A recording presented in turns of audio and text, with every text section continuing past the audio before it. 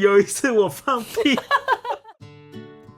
Hello， 大家好，欢迎回到我们的频道，我是 Ari， 我是小红。又到了每周跟大家分享我们在以色列一周生活的时候啦。经过超过1周的时间，我们总算从 COVID 康复了。还有微微的咳嗽。对啊，不过我总算可以讲话。然后你现在又可以吃出胡萝卜的味道。对，味觉回来了。对啊，原本还想说趁吃不出来多吃一点，就买了一大堆胡萝卜，还没吃超过一半，味觉就回来了。那剩下的就煮咖喱还是吃得出来胡萝卜的味道。所以最后还是全部都给我吃了。那没有啦，我也有吃一些。一些吧，一些，一些，我吃马铃薯，你吃胡萝卜。谢谢哦。还好我没什么问题，没有。我小时候我们幼稚园没有养兔子。这礼拜就因为康复了嘛，所以总算可以出门了。对的。又去了巴伊兹曼一趟。又有一个研讨会在那边。这次这个研讨会呢是纪念一个也是以色列很重要的一个科学家，他叫做Zelik Eshar。听名字大家一定不知道他是谁，但是他是叫做 CAR T cell 疗法之父。这个是一个最近几年蛮夯的一个疗法，尤其在治疗癌症上面。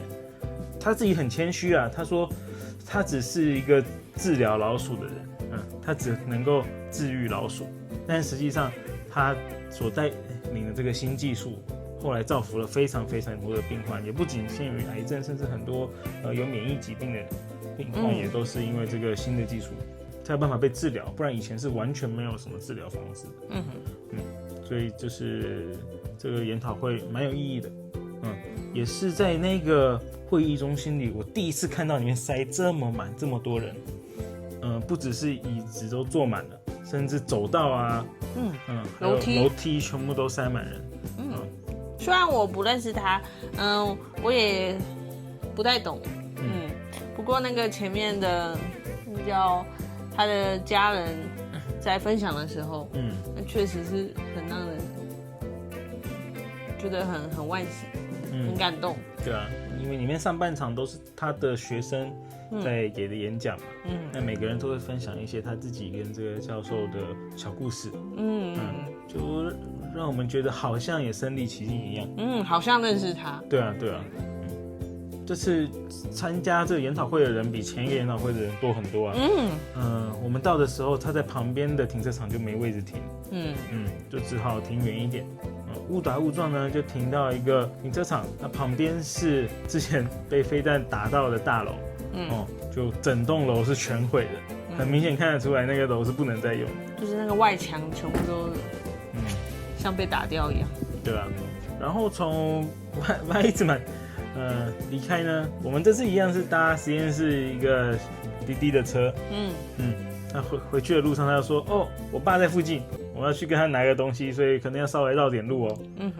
我们就纳闷为什么他爸会在附近，因为那边离耶路撒冷有段距离啊，那他爸工作应该是在耶路撒冷，干嘛跑来这儿？结果才知道原来他爸到那边是去参加一个活动，就是他有一个叫什么类似立可拍的小公司，新创公司，就是那种在活动里面，你现场用手机拍照上传，然后就可以印出来。对，扫它的 QR code 就可以现场印出来，做成小磁铁啊或什么的。他就有个这样的公司，所以他就要跟着那些活动跑。有没有？但是这也有点远啊。那耶路撒冷本身的活动就够多了吧？像是我们医院里面也有一台他的机器，他是这样说。结果呢，然后那为什么他还要跟他儿子约在那边呢？我们就看他拎了3大塑胶袋出来，一看里面全部都是肉，各种不同的牛肉，加起来应该有15公斤重哦，非常非常重，但他一个人全部扛出来，就是要他儿子先帮他带回家，带回去冰，对啊，不然在那边活动，等那个 party 结束的时候，那个牛都熟了，对啊，那就是为了之后的新年嘛。因为再过2个礼拜后就是新年。新年再加上他小儿子的成年礼，有很多活动都会用到。那为什么要在那个会场买肉嘞？这我们还没有问他嘛，但是合理的怀疑，就是可能那样买比较便宜。办 party 的厂商他们应该就有认识那个肉品的上游。对啊，他那个活动本身应该自己就要买很多肉嘛。那这个朋友他跟着买，大概就可以用到比较优惠的价钱。对，譬如说他之前也是一口气买了3000瓶的气泡水。对，所以那边我拿来给大家看一下，就是这样子的气泡水。这样子是6瓶。他买了好几个站板，一次3000瓶。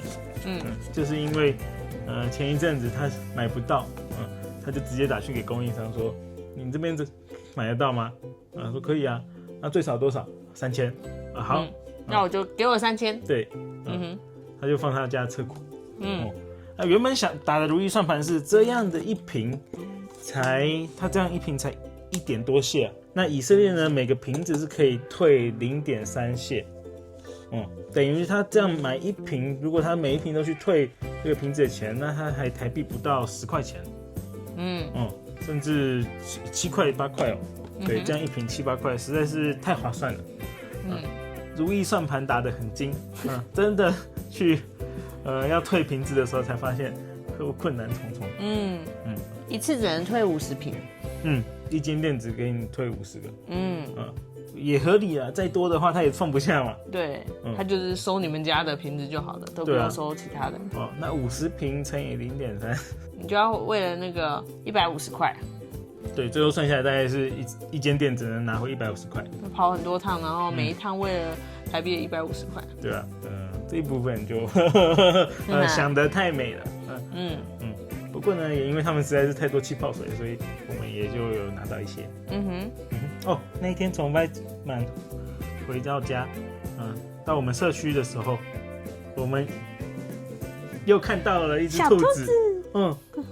不同只哦。这只也蛮可爱的。就是看到在人行道上。原本以为是同一只，仔细一看，花色不太一样。对。还好我们收教很快，有稍微拍到一下。We had one like this in the garden, but it's renovated.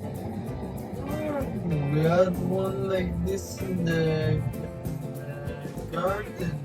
我们这边说不定有很多很多兔子，只是我们以前不知道。下次可以出去特别捕捉兔子。太困难了，我们还是给大家看一下猫咪的影片好。耶路撒冷猫咪就是特别多。人家说什么去希腊那个可以看到很多猫咪啊，或是土耳其也是。但是其实来以色列也有哦。以色列也是到处都是猫咪。他们是说猫咪有着不可圈养的灵魂嘛？对，猫咪的灵魂是自由的。所以这边大部分都不会养猫，主要还是养狗居多。但是有很多爱猫人士，会拉着一个买菜的小拖车去定点喂猫咪。对啊，甚至也有人会开车，特别去喂猫咪。对，这个在以前我们的另外一个校区，我住那边的时候都有碰到。就是有爱猫人士拉着他的小车车进到校园里面绕一圈。那他经过的地方呢，猫咪在特定的时间点都会在那边集合排排坐队等他。另外也有一个人会开车到校门口，车子停在那边下来喂猫咪。时间到就会看到猫咪们砰砰砰砰砰砰砰砰一涌而上吗？对，从学校里面往校门口冲。然后校门口就会围一群猫咪在那边等。这好像是什么校园，就是校门外如果有把步车过来的时候，然后小朋友会差不多只是小朋友不会跑到车上，但是呢，那些猫咪会跳到车顶上。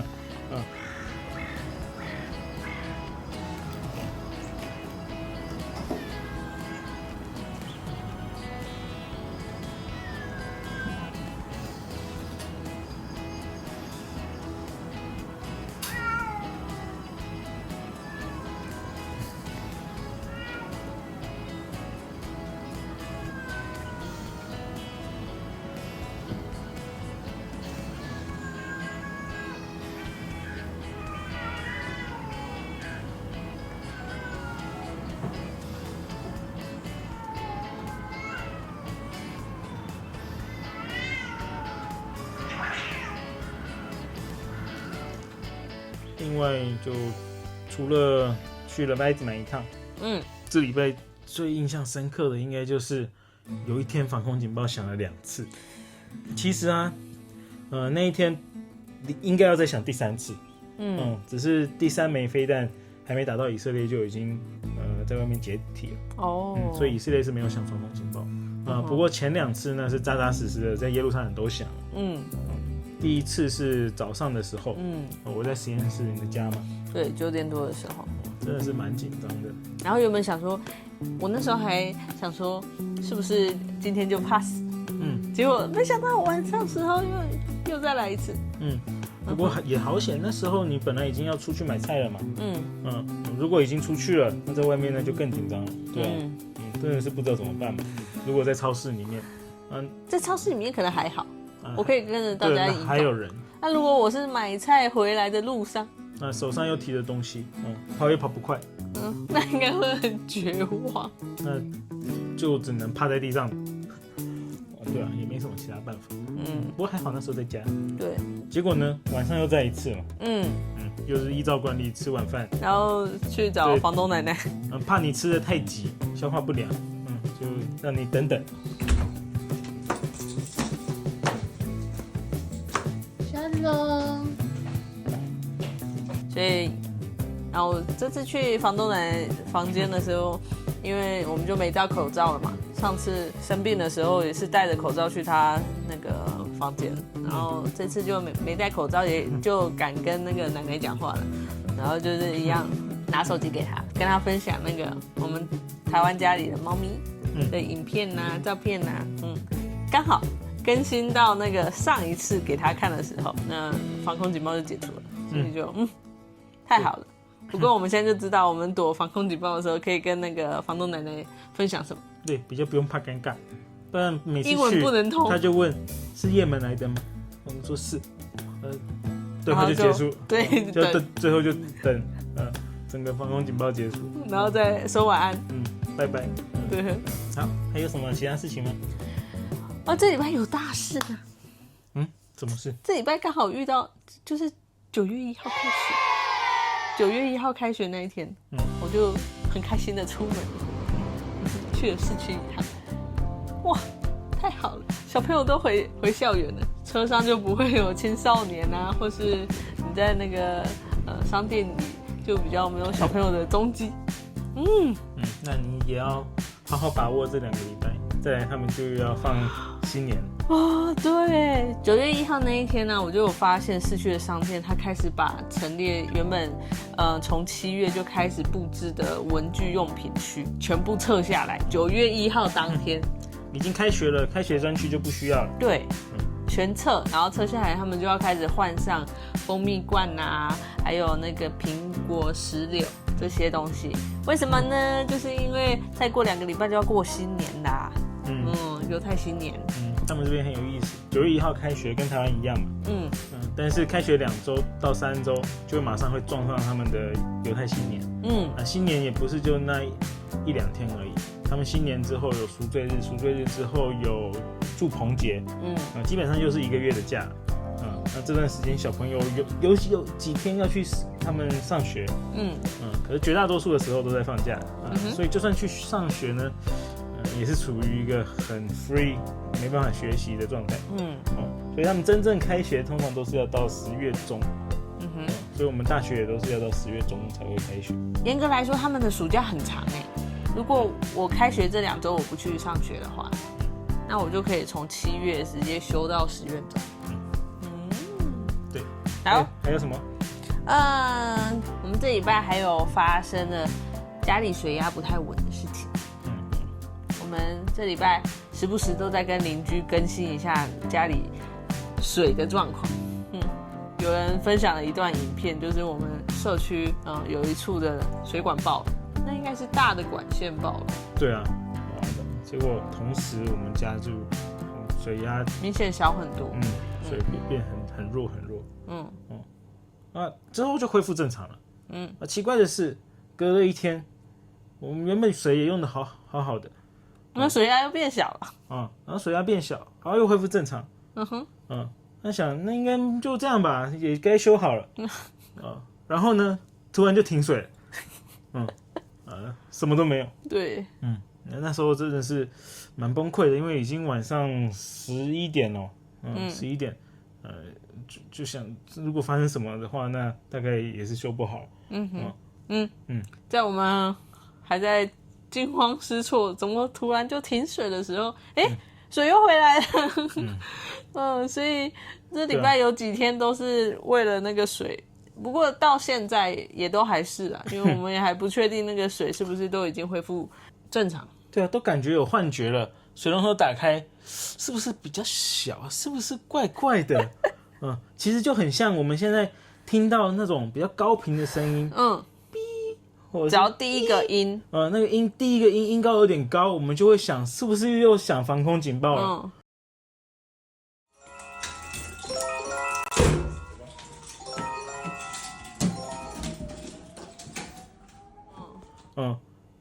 最夸张的是有一次我放屁，只是补的更高了一点，吓坏我了，我整个跳起来，因为它是